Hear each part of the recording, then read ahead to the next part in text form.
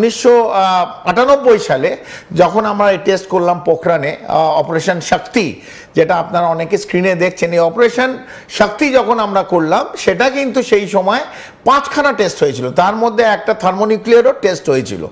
তা দুটো school of thoughts আছে, যে থার্মোনিউক্লিয়ার টেস্ট হয়েছে, অনেকে এটার নাম হাইড্রোজেন বম্ব আপনারা বলতে পারেন, তবে বেসিক নিউক্লিয়ার টেস্ট অথবা এই 5টা নিউক্লিয়ার টেস্ট যেটা আমরা হয়েছিল, দুটো স্কুল অফ থট, যেটা থার্মোনিউক্লিয়ার টেস্ট হয়েছিল সেটা যে মেজার্ড, ধরুন আমরা প্রায় 58 কিলোটন ভাবছিলাম তার আউটকাম হবে, সেটা কিন্তু হয়েছিল 15 to 20 কিলোটন।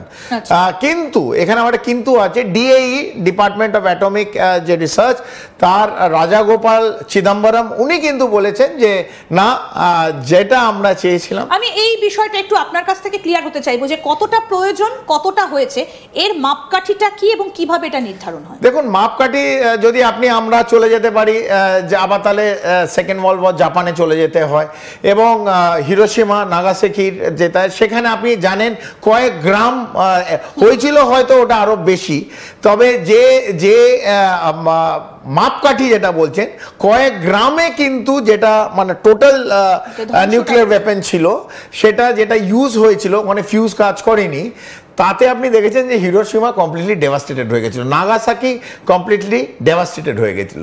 তো ইট মানে always does not depend on the kiloton, কেটির ওপর ডিপেন্ড করে না। যদিও যারা সায়েন্টিস্ট তারা বলছে মিনিমাম 58 কেটি হতে উচিত, এবং হাইড্রোজেন বোম আমাদের যেটা ইয়ার্ডস্টিক যেটা আছে, সেটা মিনিমাম 200 কিলোটন হওয়া উচিত। কিন্তু 200 কিলোটন যদি একটা জায়গায় ইউজ হয়, তাহলে আপনি বুঝতে পারছেন, যদি পাকিস্তানের মতন জায়গায় ইউজ হয় তাহলে পাকিস্তানই থাকবে না। কিন্তু সবচেয়ে বড় কথা হচ্ছে, যেহেতু আমরা এই ডিসকাশনটা করছি ট্রাম্পের একটা বক্তব্যের ওপর, সেখানে ভারতের যে প্রথম যে আছে নো ফার্স্ট নিউক্লিয়ার ইউজ, এবং আমরা 1998 পর আমরা যদিও সিটিবিটি সাইন করিনি, এই comprehensive nuclear test ban treaty, যেটা 178টা দেশ কেউ ওর মধ্যে র্যাটিফাই করেছে, কেউ সিগনেটারি আছে, কেউ সাইন করেছে। তার মধ্যে আমরা ধরে নিন রাশিয়া, 2023-এ রাশিয়া এটাকে আবার ফেরত নিয়ে নিয়েছে সিগনেটারি থেকে, আমেরিকা করেনি, চীন করেনি, পাকিস্তান করেনি, এবং ভারত করেনি।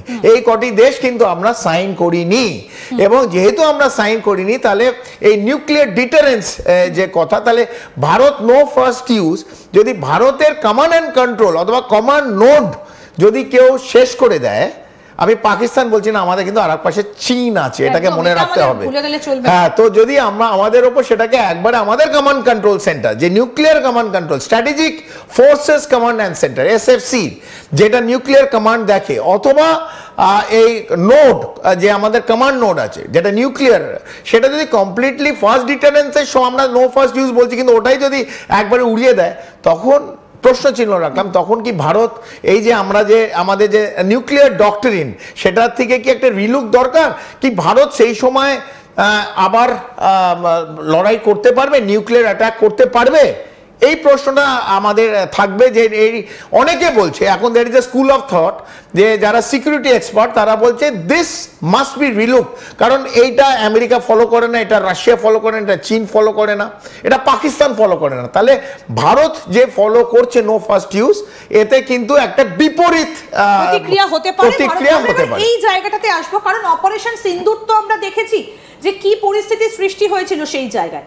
তাহলে এই যে ডোনাল্ড ট্রাম্পের এই বক্তব্যটা, যে বক্তব্যটা নিয়ে আজকে আমরা আলোচনা করলাম, যে অনেকেই নাকি টেস্ট করছে, সেখানে তিনি সযত্নে আবার পাকিস্তানের নামটাও বললেন, তাহলে ভারত কি চুপচাপ বসে দেখবে?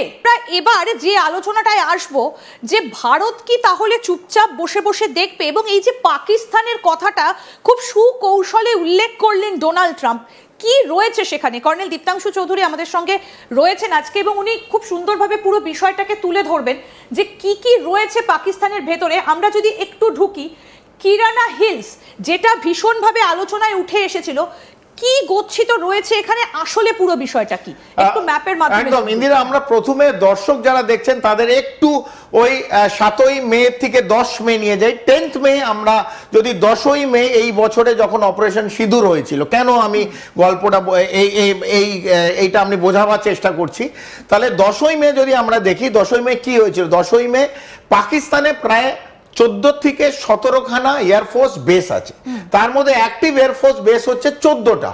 এই 14টা এয়ারফোর্স বেস যেগুলো ছিল তার মধ্যে আপনারা যদি মনে করেন লাস্ট দিন, শেষ দিন 10ই মে ভোর রাত্রিরে 11খানা এয়ারফোর্স বেসে কিন্তু ক্রেটার করে দিয়েছিলাম, যেখান থেকে রানওয়ে যেগুলো হয় সেগুলো কিন্তু মানে বম মেরে সেগুলো শেষ হয়ে গেছিল। কোনো এয়ারক্রাফট পাকিস্তান এয়ারফোর্স বেসের এয়ারক্রাফট উঠতে পারতো না।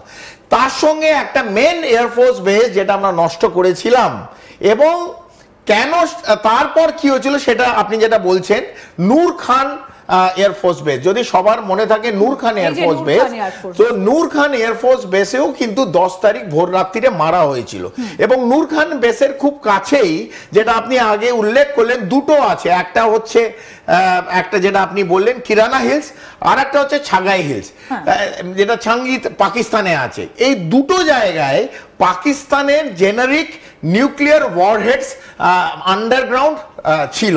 একদম। আমরা যদি এইখানটাতে ফার্স্টে আসি, এই যে কিরানা হিলস, একদম কিরানা হিলসের, আমরা যদি কিরানা হিলসে আসি, কিরানা